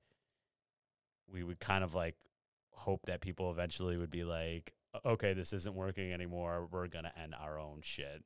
And a lot of times it was like, no.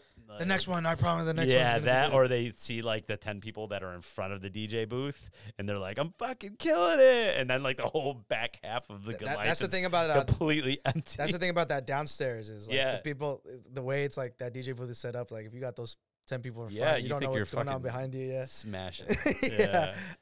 We were talking about how there's kind of a disparity in the scenes in Boston. I think if we were to boil it all the way down, it's flashy, clubby, bodily, and then, like, I don't know, like, indie, not flashy, bodily, clubby. I don't know. I would say it's like 4 things. It's bottle service. Yep.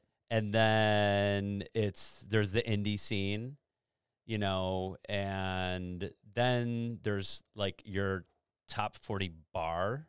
Okay. You know what I'm saying? Like a college bar type. Yeah, like Faneuil Hall, like that some areas over there. Yep. And then, like, underground. Did I say underground? You said indie. Oh, I said indie. Are those are they different? Synonymous to you? I don't know. Maybe 3. yeah. But I think that's fair. I think that's fair. I felt like Good Life fell somewhere in between. You know what I'm saying? Because we had a little bit of all of that going on, except for the bottle service, but there was still some aspects of that were there a little bit, but I think without the attitude. How? I mean, I just think that, like, a cover charge and door security and, like, people getting dressed up is kind of like the three like kind of like main components of bottle service. You know what I mean? Because there's the bottle, obviously, and the status and the person that's pouring that bottle, and there's a whole stigma there. But you know, outside of that, those are the other three things that exist, I suppose. But I think it goes even deeper than that because from what I know is like when you put a cover charge, now you're weeding out. How do I say this? Like, I don't know, like people that you might potentially not want there. You know what I mean? I think when we were talking about like the boneheads that might ruin a night. Like sometimes putting a cover charge or putting a dress code, like that's why there's these some dress codes I just don't agree with. Yeah. But putting a dress code sometimes can just like, I don't know, it kind of keeps things a little bit more in control. I don't know the words I'm really looking it's for. weird because it can work in reverse too. Because then like sometimes you get the people that are used to that, and they're usually drawn to like the more bottle servicey kind of menu. You know what I mean? It's like super top notch, like dress wise. Yeah, like I don't know, man. I've seen it work both ways. I feel like you know. I think we maybe tried to do a dress code for like 2 weeks or something like that at one point. I don't even know. Like for the most part, Good Life is known for you could go in there dressed however the fuck you wanted. Yeah. But some people would dress up for it, but for the most part, people were like, "No, this is the one place I can wear sneakers and Timbs and do their thing." I guess. Yeah. Yeah. I mean, it's tough because like, I was doing Cure. Yeah. And at the same time that the thing at Soha, like the incident at Soha happened, and I was talking to the promoter on Cure. And I was like, you know, it's also a hip hop night that is, you know, quote unquote urban, blah, blah, blah, blah. Why do you think it happens there or not at Cure where we're at? Yeah. He goes, dude, I have a $40 cover charge. It's not happening here. Right. And I was like, $40. It was like 30 to 40. And I was like, people pay that much to see me? Yeah. Right. I was like, I feel bad for all these people. But he was like, and yeah, like, and we don't even like, he was like, dude, we don't like hats and white sneakers in here. That's not going to happen here. Yeah. And I was like, you know, as someone who never has to go through cover and right. I was just like, oh shit, like I didn't know that. Yeah. And so that's when I was like, oh, I guess I kind of get it. Yeah.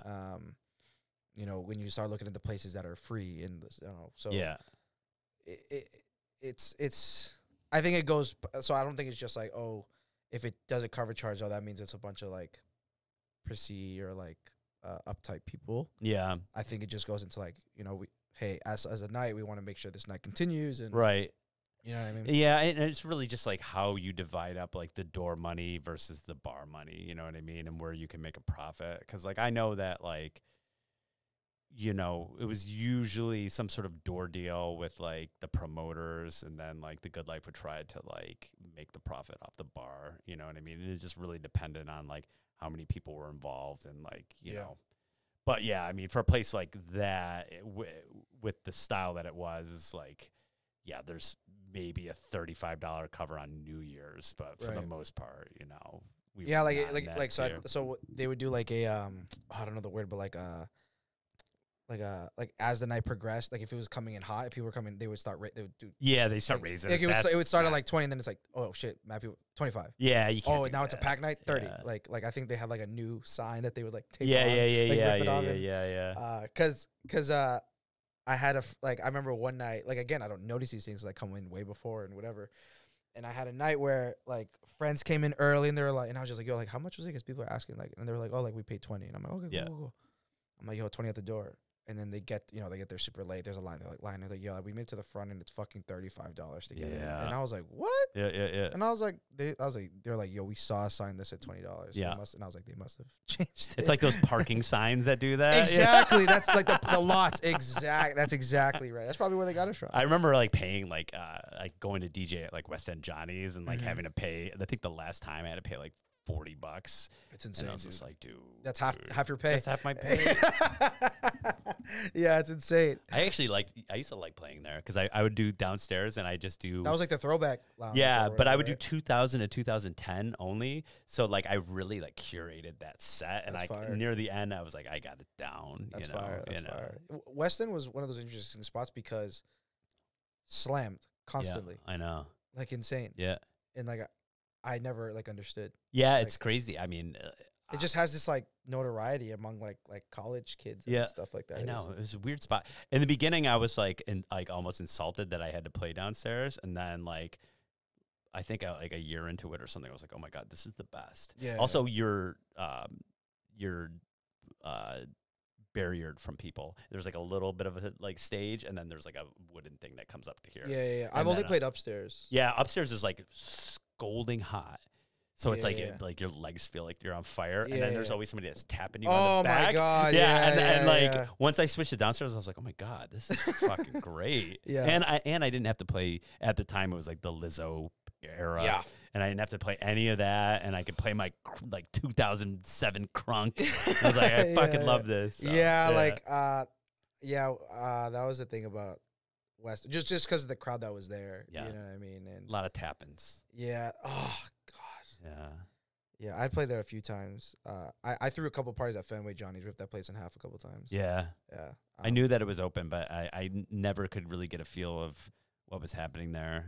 It was weird. They were like definitely like jumping like I don't think they knew. Yeah, like, I think it was like a revolving door of like Yep. promoters, and it's a weird area because like let's say like you get like Afrobeat promoters there, but then it's like, hey, there's a Sox game, right? Like you know what I mean? It's like you have to be very versatile. You have to be able to like hold it down. Like if there's like this crazy rush, like they just won at 11. Yeah. You know what I mean? It's like some late game that went 10 innings, and like now they're all amped. They want to get drink at Fenway Johnny's. Oh like, my God. but you have 300 like Nigerians in the building trying to do this Afrobeat party. It's like, so I think that's why. And then you have like BU like right up the way and stuff. So I think that's why. But did you being in the game for 15 years? Yeah, let's say that. Did you see the disparity between these, let's say the three different like main scenes in Boston, like grow more further apart, or like do you see why there's the disparity between them? They've always been very segregated, and it's been the same my entire run. Like it hasn't changed. The only thing that really changed, I would say, is you would get less of the don't play rap music. That's what really I think progressed as far as like people. I think in the beginning, it always seems like it's been indie and then underground and then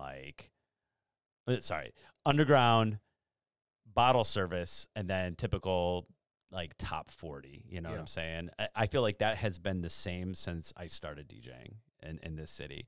But I think what has changed is kind of just like, the rules have changed a little bit. Like rap music is more like embraced, or not embraced, tolerated, you know what I'm saying? Whereas like I feel like, I don't know, like when we started Purple, like you weren't allowed to play stuff like that because it got people too fucking excited, And you know what? I guess this is a good segue too. I think the future of DJing in this city is going to be breweries. I really think so. Whoa. Yeah, because I think at the end of the day, bars and clubs are going to start going out of business, even like without a pandemic. Yeah, I think so. Why is that? Well, it just seems like people want to be at breweries more than a bar, and people's kind of behaviors have changed. Like a lot of people don't want to be out until 2:00 in the morning anymore. Some people do. There are always going to be those night owls out there, but the majority of people, everything's changed when you think about it. Like people are meeting people off of dating apps. You know what I mean? They don't have to go to like a bar or a club to meet somebody. A lot of people have to pay high rents, in order to like live. Obviously, this is pre-pandemic. You know what I mean? The breweries are packed, and like just you see less and less interest in bars, in my opinion. You think that even like the 21-year-old, do you think that remains true as well? I think the 21-year-old would prefer to be at a brewery rather than a bar. Really? Yeah. So I've hung out at like Dorchester Brewing Co. a bunch, and like I've been there where I was like, yo, what the fuck, this shit is slammed. And, well, every one of them, dude. Every Trillium, every single one. Yeah, of have been super. Yeah, they're that's true. all That's slammed. True. But go to a bar at pre-pandemic. Right. Go to a bar at 1:00 in the morning on a Thursday or a Friday. It's dead 9 times out of 10. Saturday, no. Saturdays are still bumping, you know, across the city. Damn, that's interesting. Because every time I am, or I even like Seaport walk by, Yeah, like a Seaport's Trillium or something like crazy. that, and I'm like, damn, if only they had a DJ. Yeah. Like, damn. That's And they're interesting. and the thing is like they've got these big open spaces and they do need music, and a DJ is easier to set up than a band at the end of the day.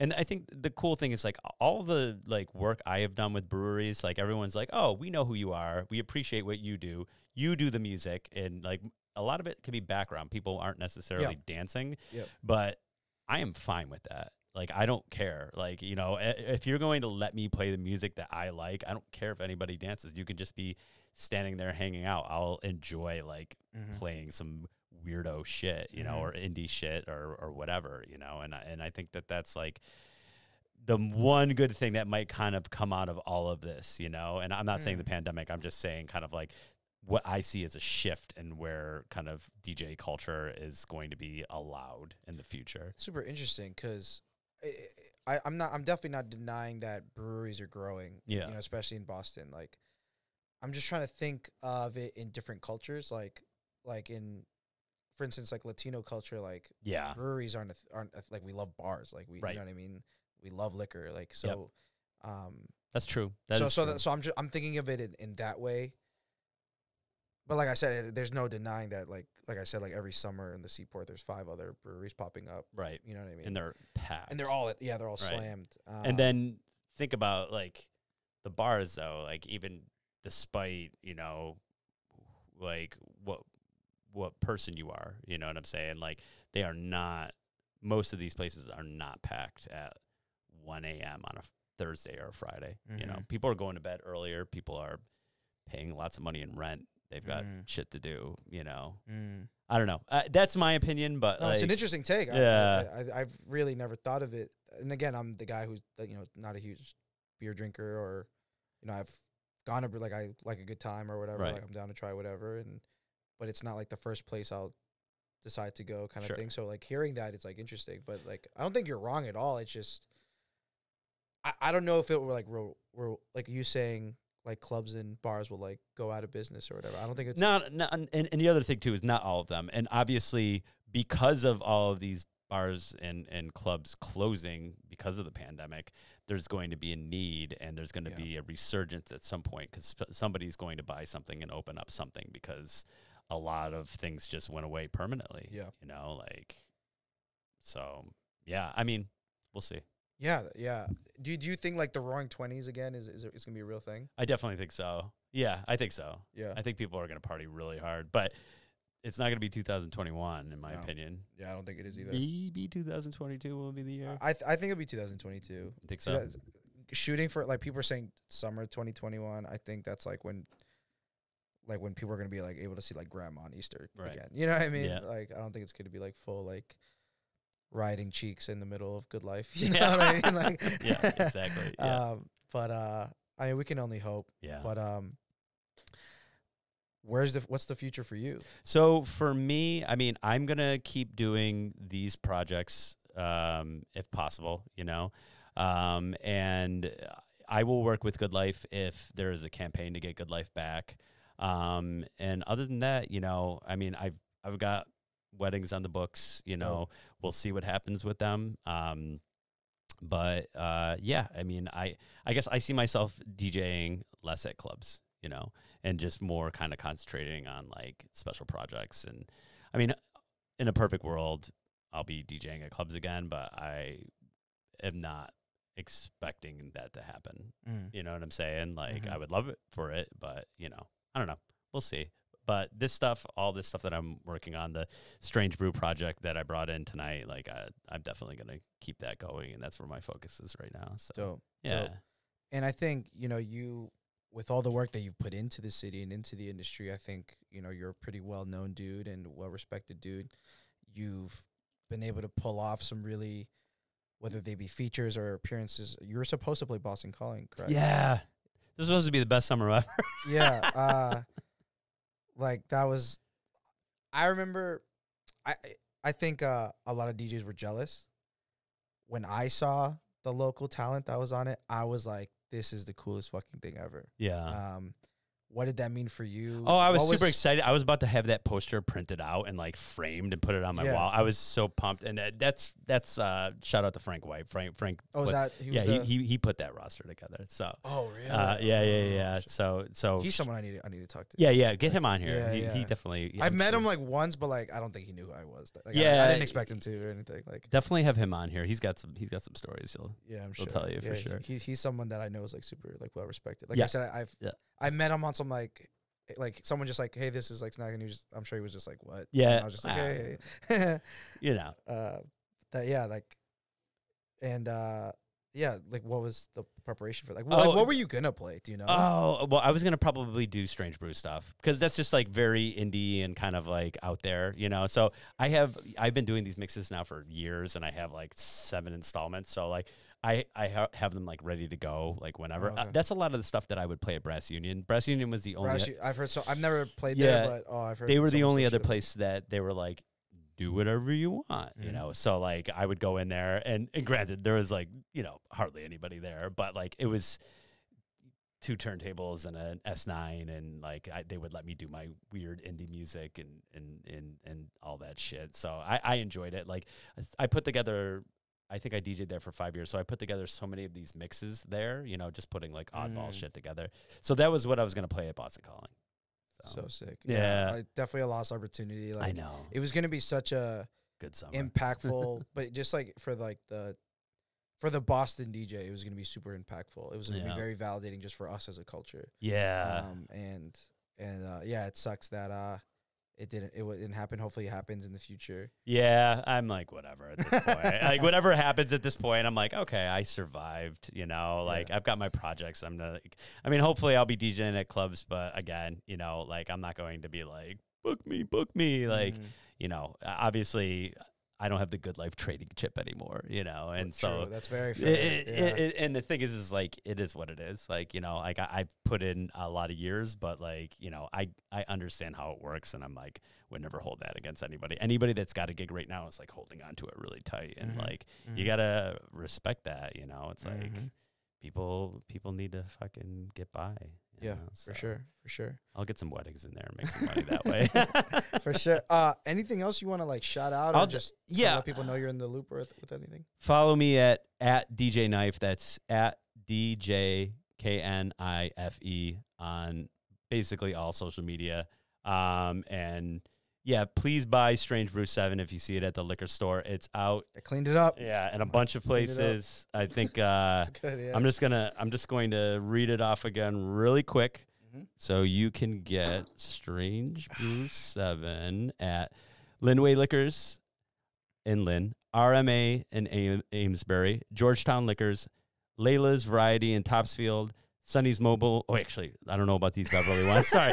Cappy's in Peabody, the Lincoln in Southie, and Nasty Nanny's. So please buy Strange Brew 7 by DJ Knife and Bentwater Brewing Company when you see it at the store. And Snacks, thank you for having. Are we wrapping up here, Rebel? Yeah. Okay. Yeah. Snacks, thank you for having me on the show. Yeah, dude. This is I think it's just because you're such a DJ that like this is one of my favorite conversations on the show. So I appreciate you being you, and being able to talk about like everything you've had. Probably not everything, but like so many things that you had a hand in. Yes, and I appreciate you giving me a chance to speak on this stuff too. So. Absolutely. And guys, I'm not a beer drinker, and when I am, I drink cheap, stupid shit. I don't drink IPAs. And I finished this. He didn't tell me to say any of this. He didn't tell me to finish it. I didn't even have to drink it right now. He was like, here's this. Like I could have just taken it home and not drank it. Drink it. It's awesome. Go find it at all the spots that he just listed. Strange Brew 7. And DJ Knife, one of my favorite DJ names in the city. Everyone go follow him and just kind of keep up with what he's doing. Support him. He's done so much for the culture and the industry and just Boston music as a whole. As always, follow Dope Entertainment Official, our producers. Follow at But I Know the DJ on Instagram. Just keep supporting us. Run up the listens, creeping up on 2,000 plays. Keep running it up, reviews and likes. Follow me at Give Me Snacks on Instagram, and we will see you next time. Thank you. Peace.